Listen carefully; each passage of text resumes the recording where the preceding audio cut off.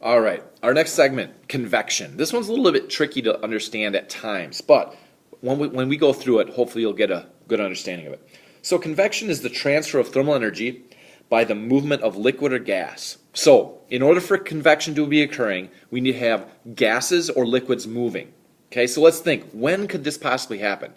Well, if you're in your home and the air is rising, the warm air from the floor area is rising up to the ceiling, and then cool air is sinking down, that's an example of convection. If you're boiling water on your stove, the hot water rises because it's less dense than cold water. The cold water sinks. That cycle would be called a convection cycle. Okay?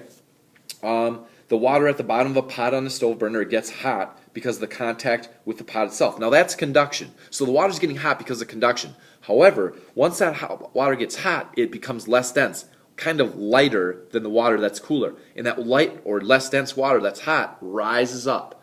And then the cooler water is more dense, so it sinks down.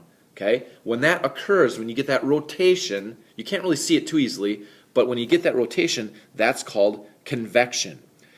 Inside the earth, that's happening with lava and magma.